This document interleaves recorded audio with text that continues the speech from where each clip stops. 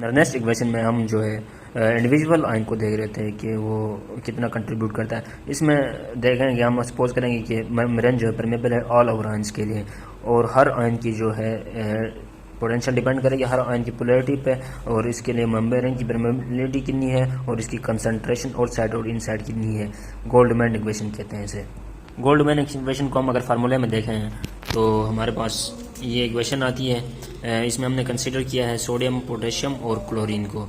इस इक्वेशन की इम्पोर्टेंस क्या है? ये इम्पोर्टेंस ये है कि ये हर चार्ज की कंट्रीब्यूशन को बताती है क्वांटिटेटिव के, फिलानी सोडियम कितना कंट्रीब्यूट कर रहा है, पोटेशियम कितना कर रहा है, क्लोरीन कितना कर रहा है, और इन तीनों का जो है सम करके मेम्ब्रेन पोटेंशियल के लिए इंपॉर्टेंस बताती है। इसके बाद हमारे पास कौन से गेट्स रैपिड चेंज होते हैं और पोटेंशियल में चेंज लाते हैं वो बताती है। तो यहाँ पर सोडियम और पोटेशियम के गेट्स जो है रैपिड चेंज होते हैं, जिसकी वजह से ये इंपॉर्टेंट रोल प्ले करते हैं एक्शन पोटेंशियल में, जबकि क्लोरीन जो है इतना इंपॉर्टेंट रोल प्ले नहीं करता आरएमपी और एक्शन पोटेंशियल में।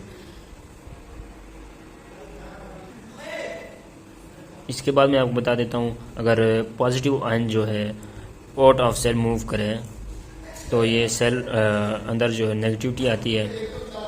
और जब ये आप एक चीज़ याद रखें, अगर मेम्ब्रेन पोटेंशियल जो पॉजिटिव होती है जब कैटायन बाहर से अंदर मूव करें, ठीक है, नेगेटिव होती है जब कैटायन बाहर मूव करें। इसी तरह इसका नेगेटिव चार्जेस के लिए उल्टा होगा। एनायन जब एनायन यानी क्लोरीन है बाहर मूव करे तब पॉजिटिव होगी, जब अंदर मूव करे नेगेटिव होगी। ये जनरल कंसेप्ट है, इसको देखें आप कंफ्यूज हो जाएंगे, छोड़ भी दें तो कोई मसला नहीं। अब रेस्टिंग मेम्ब्रेन पोटेंशियल को हम देखेंगे। न्यूरॉन की रेस्टिंग मेम्ब्रेन पोटेंशियल कितनी होती है? न्यूरॉन की रेस्टिंग मेम्ब्रेन पोटेंशियल जो है -70 होती है, यानी inside more negative than outside. ये रेस्टिंग पोटेंशियल हम इनसाइड की चार्जेस को देखते हैं। अभी हम देखें तो जो है ना सोडियम हमारे पास सेल के अंदर कितना होता है, इसको एक मिनट जूम करो, 14 होता है, और जो है ना बाहर जो है 140 होता है। डिफरेंस है ये। जबकि पोटेशियम जो है बाहर कम होता है, अंदर ज़्यादा होता है। इन दोनों का रेशो निकालें हम तो हमारे पास रेशो आता है इसका sodium inside to outside sodium का 0.1 आता है, जबकि पोटेशियम का 35 आता है। अब ये जो है ये रेस्टिंग स्टेज पे ऐसे होते हैं, ये रेशोज पाए जाते हैं। अब ये रेशोज मेंटेन कैसे होते हैं? ये रेशोज मेंटेन, अगर 2 अंदर आते हैं तो 3 बाहर मूव करेंगे वंस। सोडियम पोटेशियम पंप क्या करता है, अगर 2 पोटेशियम अंदर आते हैं तो 3 सोडियम बाहर मूव करेगा। इसका मतलब है इसने अंदर से एक पॉजिटिव चार्ज एक्स्ट्रा मूव कराया। इसका असर ये हुआ कि अंदर जो है फिर भी नेगेटिव हुआ, यानी एक पॉजिटिव चार्ज बाहर ज़्यादा गया है तो अंदर नेगेटिव रह गया। दूसरा जो कंट्रीब्यूटिंग फैक्टर है हमारे पास रेस्टिंग मेम्ब्रेन पोटेंशियल में, वो लीकी गेट्स हैं।